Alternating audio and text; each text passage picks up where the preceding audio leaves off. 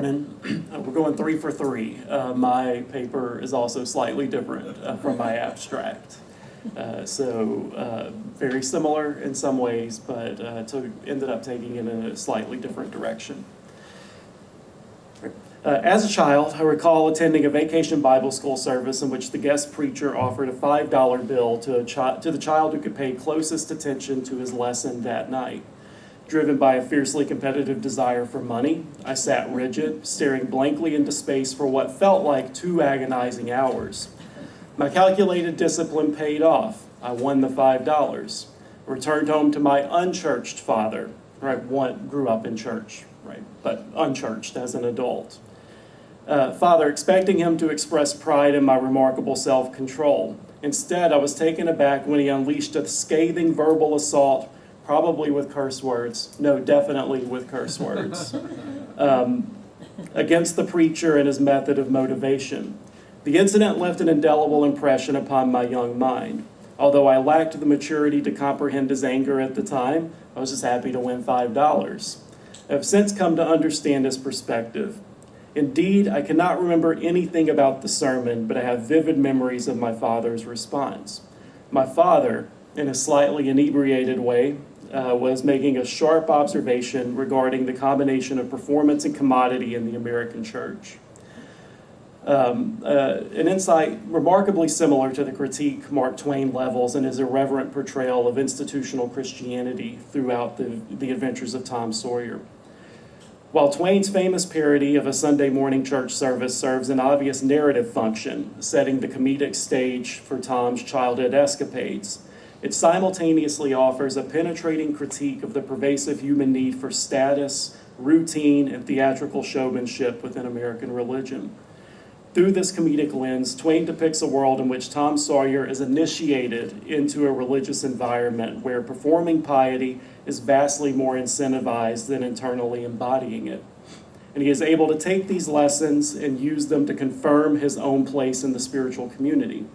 Through a loose parody of Presbyterian sacraments and ordinances, specifically baptism, marriage, and communion, Twain demonstrates that Tom only begins to perform the rituals of faith once he recognizes the social capital and extrinsic benefits attached to them. Twain's nuanced portrayal of institutional religion stems directly from his complex, lifelong engagement with the Presbyterianism of his youth. Raised in Hannibal, Missouri, young Samuel Clemens was steeped in strict Calvinistic doctrine characterized by heavy emphases on human depravity, predestination, moral discipline, and divine sovereignty. Lawrence Burkhoff and Joseph Sisela have argued that although Twain explicitly rejected these formal creeds and dogmas of his upbringing, his imaginative fiction remained permanently tethered to Presbyterian theology. They further contend that Twain's literary output constructs a sophisticated counter-theology to Calvinism. They observe that Twain's deep ambivalence toward the religion of his boyhood, quote, reciprocally affected his thoughts and modes of expression. Rather than simply dismissing religion, Twain's fiction continually engages with, parodies, and wrestles against these Presbyterian structures. His work frequently undermines orthodox precepts while simultaneously deploying the precise biblical imagery that underscores their cultural authority. Twain crafts Tom as a character who can navigate these rigid demands of a hyper-religious community, earn high regard, and retain his own autonomy. While Burkhoff and Sisela identify this broader trajectory in Tom's arc, a close thematic reading of chapters 4 and 5 reveals that these specific church scenes provide a crucial foundation for Tom's initiation into this dual identity. For Tom to achieve social integration in St. Petersburg, he must undergo an initiation that satisfies the community's religious standards without eroding his authentic vitality. Twain's counter-theology manifests clearly when Tom's behavior is contrasted with characters who embody St. Petersburg's version of religious orthodoxy. Characters such as Sid, Willie Mufferson, Reverend Sprague, Superintendent Walters. Sid, in particular, Tom's brother, possesses institutional manners and extensive scriptural knowledge. From Tom's perspective, his devotion is tied to passive obedience, external etiquette, and calculated rule following, traits that Tom implicitly rejects. This contrast becomes explicitly clear later in the novel when Tom confronts Sid for revealing Huck's role in tracking the robbers. Tom sharply cuts through Sid's pious veneer. If you'd have been in Huck's place, you'd have sneaked down the hill and never told anybody on the robbers. You can't do any but mean things and can't bear to see any praise for doing good ones. Because Sid's morality is governed entirely by keeping a ledger of rules, he seemingly lacks genuine courage, empathy, or moral instinct. Evaluating this dynamic further, Cynthia Griffin Wolfe argues that St. Petersburg offers no acceptable model of free adult, that there's no acceptable model of free adult masculinity available. Tom does his best to cope with the prevailing feminine system without being irretrievably contaminated by it. The religious sphere in St. Petersburg operates as the primary engine of this domesticating, rule-bound culture. Chapters 4 and 5 illustrate how Tom manages not merely to survive within this restrictive framework, but to claim a level of legitimacy despite his glaring lack of actual theological comprehension. Twain structures these chapters in Tom's church experience around a satirical reimagining of traditional Presbyterian sacraments and ordinances, in particular baptism, marriage, and communion. And I want to clarify here, right, that I have no knowledge whether Twain is doing this intentionally or unintentionally. Right? Perhaps it's unintentional and sort of this holdover, critique of the Presbyterianism of his youth, where it sort of finds its way unconsciously into this structure of the church. But you'll see my evidence here in a few moments. Through this structural framework, Twain details Tom's initiation into a religious culture driven by transactional rewards, status seeking, and empty theatricality. Twain opens chapter 4 with a series of elevated spiritual and biblical allusions that border on cliche, establishing the ubiquitous religious tone of St. Petersburg life. The morning sun rises like a benediction, and Aunt Polly's morning discipline takes the form of a stern lesson in Mosaic law. Tasked with memorizing scripture, Tom girds his loins to tackle the verses he's neglected all week. The ensuing scene highlights the fundamental difference between Tom and Sid yet again. While Sid has dutifully memorized his assigned passages, Tom has waited until the last moment. Furthermore, Tom selects the Sermon on the Mount not out of a desire for moral illumination or because they are the words of Christ, but because the Beatitudes represent the shortest verses available. Despite his cynical motives, Tom manages to complete his recitation with a gentle assistance from his cousin Mary. Mary stands out as one of the few sources of unconditional love in Tom's life. Her name, alongside her motherly posture, reinforces the novel's spiritual undertones.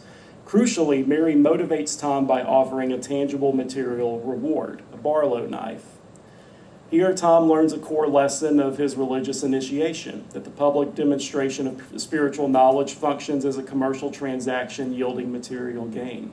The knife itself serves as a fitting metaphor for Tom's faith.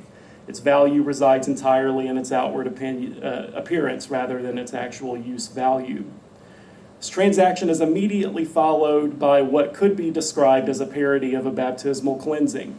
Before attending Sunday school, Tom is instructed to perform his washing. In the typical fashion of a preteen kid, he merely wets his face in a tin basin to simulate effort. Mary intervenes, forcing him to undergo a thorough scrubbing.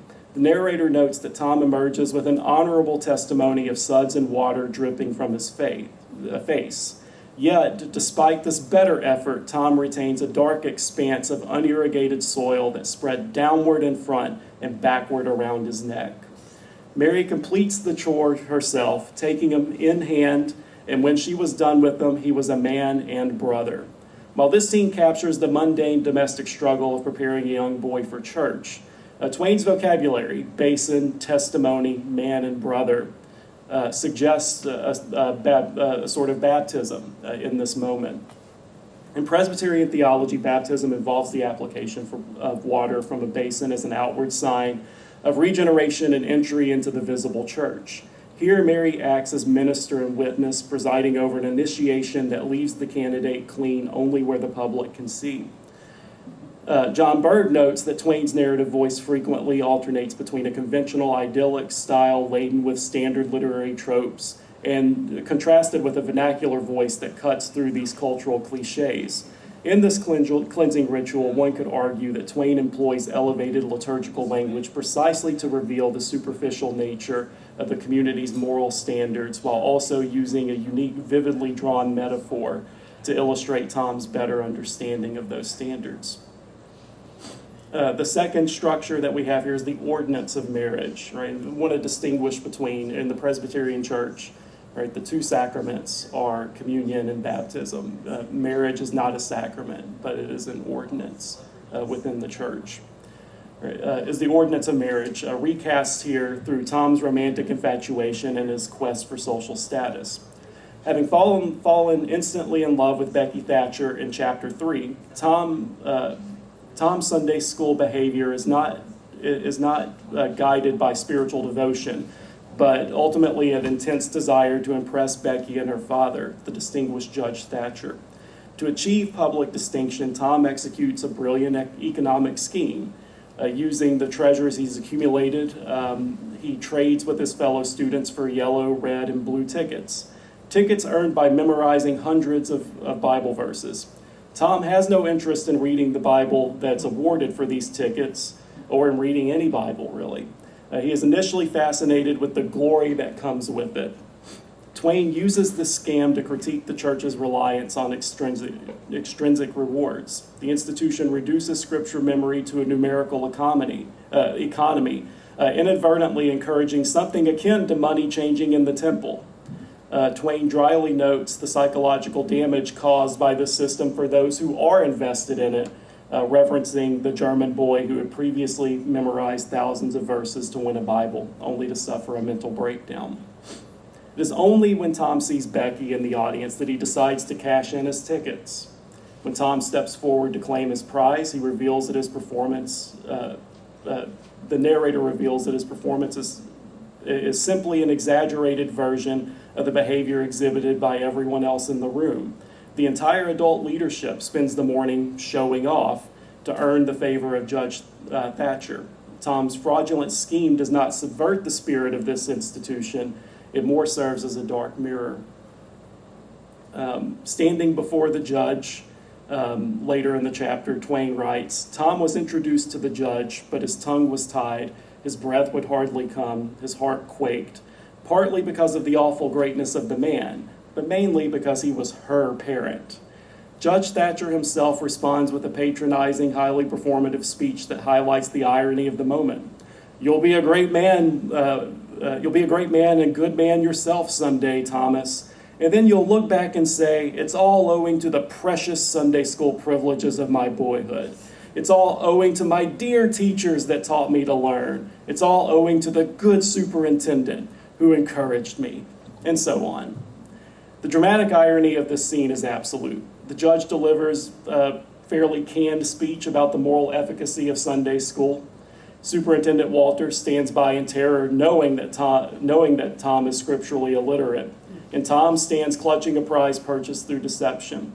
Of course, the charade collapses when Judge Thatcher asks Tom to name the first two apostles called. Tom, trapped by his own performative hubris, confidently replies, David and Goliath. The narrator mercifully brings the chapter to a close, stating, let us draw the curtain of charity over the rest of the scene, a statement which itself draws attention to the performative aspects of this entire chapter. Though Tom suffers immediate humiliation, right? You can imagine, the humiliation. It doesn't really last. We don't see that the Bible's taken away from him. No one calls him on it. Right? It's a moment that kind of comes and goes.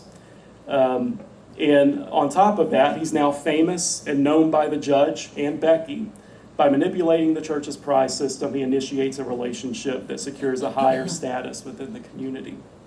In chapter 5, Twain shifts his focus to the main church service, framing the corporate gathering as a suggestion of Holy Communion.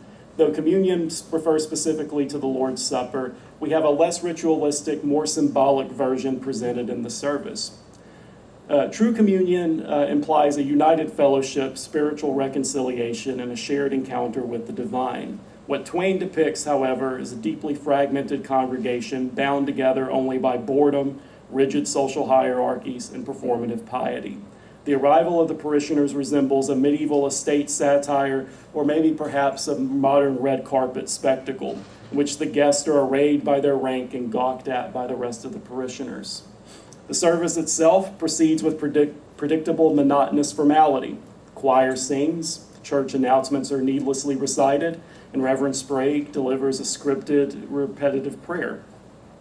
Tom's behavior during the service demonstrates his sharp understanding of religious rhetoric despite his lack of theological knowledge or interest. While Reverend Sprague prays, Tom keeps tally of the details of the prayer, unconsciously, for he was not listening, but he knew the ground of old and the clergyman's regular route over it.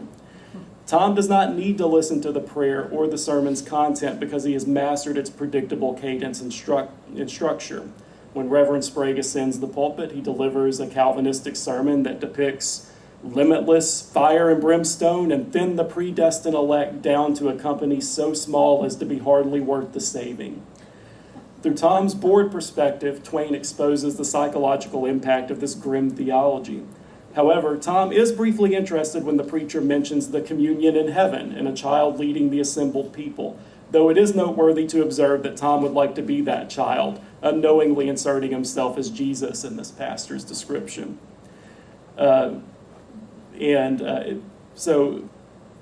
Ultimately, though, the sermon offers no authentic hope or moral inspiration. Instead, it leaves the congregation disengaged and alienated.